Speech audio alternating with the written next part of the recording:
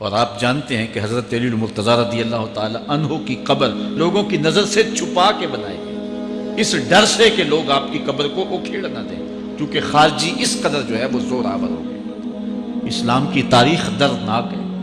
حضور علیہ السلام فرماتے ہیں جتنے دکھ مجھے دیے گئے کسی کو نہیں دیے گئے، کسی نبی کو نہیں پہنچے۔ حضرت صدیق اکبر رضی اللہ تعالیٰ عنہ کی 2 سال 2 ماہ 8 دن دور خلافت آپ کا زمانہ دیکھیں، ٹکنے نہیں دیا گیا، سازشیں، مصائب، اعلان۔ حضرت سیدنا عمر رضی اللہ تعالیٰ عنہ کو شہید کیا گیا، حضرت عثمان غنی رضی اللہ تعالیٰ عنہ پہ 40 دن پانی بند رکھا گیا اور پھر انہیں شہید کیا گیا۔ حضرت مولا کائنات شہید کیے گئے، حضرت امام حسن کو زہر دیا گیا، حضرت امام حسین کو بچوں کے سامنے ذبح کر دیا گیا، حضرت امام اعظم ابو حنیفہ کی وفات جیل میں ہوئی، امام احمد بن حنبل کے بدن پہ اتنے کوڑوں کے نشان تھے کہ جب قمیض اٹھاتے تھے تو ہر جگہ کوڑوں کے نشان ہی نظر آتے۔ امام مالک کو مدینے کی گلیوں میں گدھے کے اوپر بٹھا کے کالا منہ کر کے وقت کے حاکم نے پھرایا۔ حضرت مجدد الفسانی علیہ رحمہ کو گوالیار کے قلعے میں جو ہے وہ قید کیا گیا۔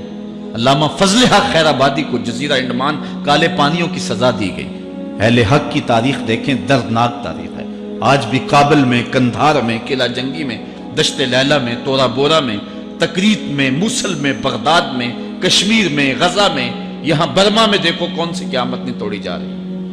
ہمارے ساتھ ماضی دیکھیں تو ہمیں بغداد کی وہ دردناک کہانی سامنے آتی ہے جب انسانی کھوپڑیوں کا مینار تعمیر کیا جا رہا ہے اور منگول سردار نے اپنی فوج کو حکم دیا تھا کہ جو کسی مسلمان کا سر نہیں لائے گا اس کا سر کاٹ کے اس مینار پہ لگائیں گے۔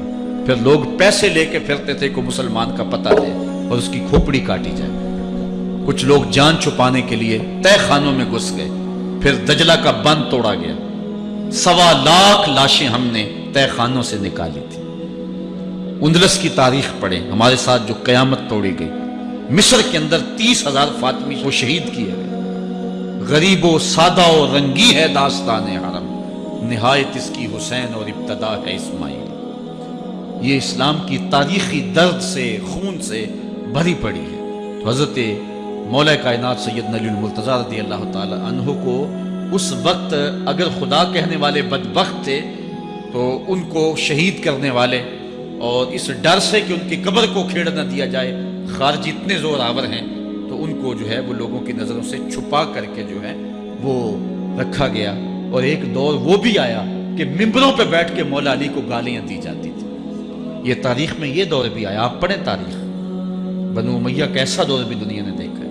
اسی لیے حضور نے فرمایا تھا من سب علیٰ فقد سبنی، جس نے میرے علی کو گالی دی اس نے مجھے گالی دی۔ اور لوگوں نے ممبروں پہ بیٹھ کے باقاعدہ حکومت کی طرف سے یہ جو ہے وہ قانون تھا کہ تمہارا خطبہ مکمل نہیں ہوگا جب تک علی کو گالی نہیں دو۔ یہ لمحے بھی آئے جب اس دور میں دشمن علی موجود تھے، مبغضین موجود تھے اور افراط محبت میں رکھنے والے موجود تھے۔ تو یہ دور تو اسلام کا حضور کے دور سے 1400 سال پیچھے ہے، تو یہاں بغض رکھنے والے بھی موجود۔ اس عنوان کے ساتھ اگر عنوان چھیڑوں تو یہ لمبی گفتگو ہو جائے گی، یہ میرا موضوع نہیں ہے، لیکن اتنی بات میں کہوں گا، اللہ کا شکر ادا کرو، اللہ نے تجھے اہل بیت کے در کا بھی غلام بنایا ہے اور صحابہ کا بھی غلام بنایا ہے۔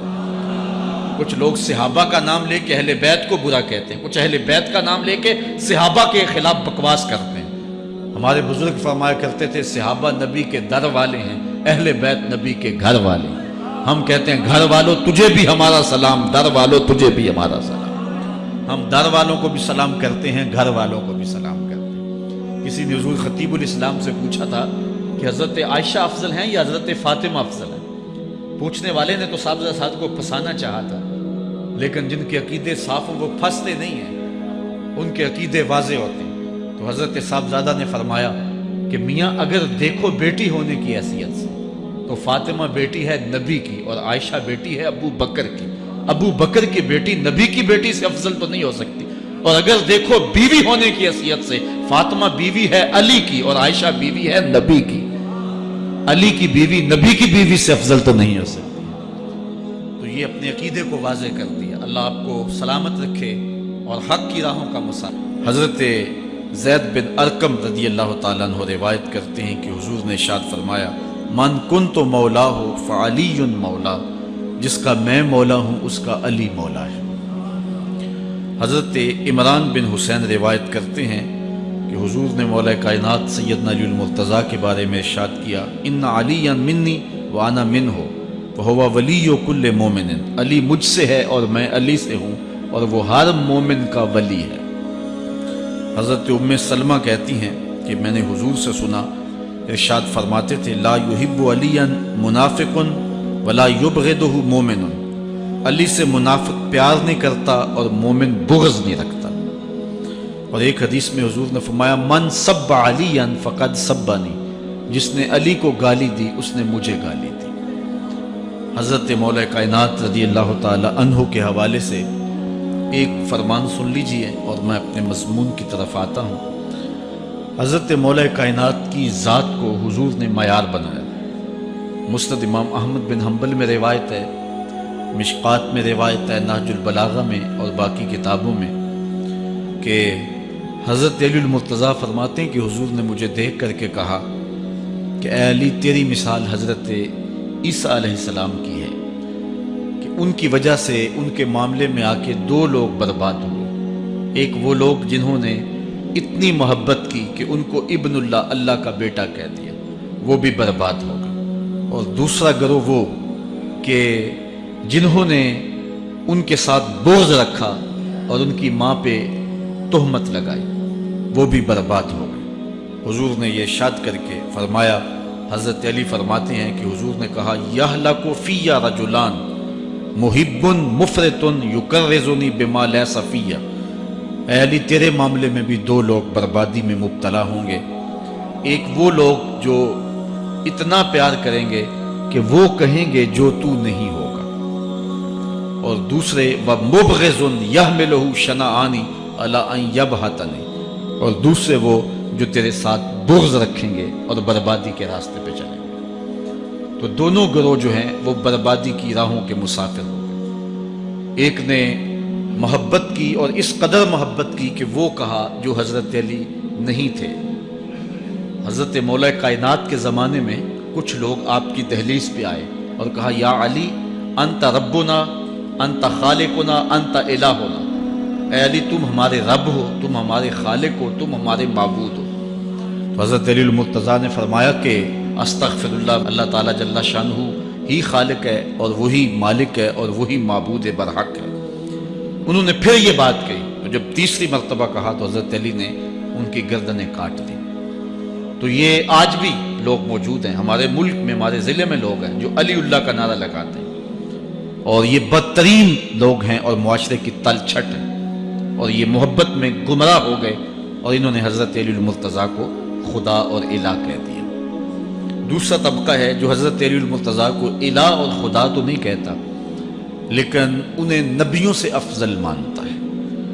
بلکہ شیخ محدث دہلوی علیہ رحمہ نے تحفہ اثنا عشریہ میں باقاعدہ اس قول کو بیان کر کے اس کی تردید کی ہے کہ جو ایک طبقے کا خیال ہے کہ حضرت جبرائیل علیہ السلام کو نبوت دینے میں غلطی لگ گئی تھی، وہ دینی تھی حضرت علی کو اور دے گئے حضور کو، تو آپ نے اس کا رد کیا ہے۔ ایک طبقہ نبیوں سے حضرت علی المرتضیٰ رضی اللہ تعالیٰ عنہ کو افضل مانتا ہے، اور یہ طبقہ بہت سارا پایا جاتا ہے۔ میں نے اپنے ان کانوں سے جو ہے یہ باتیں سنی ہوئی ہیں، اور آپ نے بھی سنی ہوئی ہوں کہ نبیوں سے حضرت مولا کائنات کو افضل مانتے، اور یہ بھی گمراہوں کا ٹولہ ہے۔ تیسرا طبقہ وہ ہے جو نبیوں سے افضل تو نہیں مانتا لیکن معصوم مانتا ہے، یہ گمان کرتا ہے کہ حضرت علی رضی اللہ تعالی عنہ بھی اس شان کے مالک ہیں جو معصومیت کی شان انبیاء علیہ السلام کو دی گئی۔ یہ 12 امام اور 14 معصوم کا لفظ آپ نے سنا ہوگا، ہمارے جاہل مولوی بھی بول دیتے ہیں بعض کا،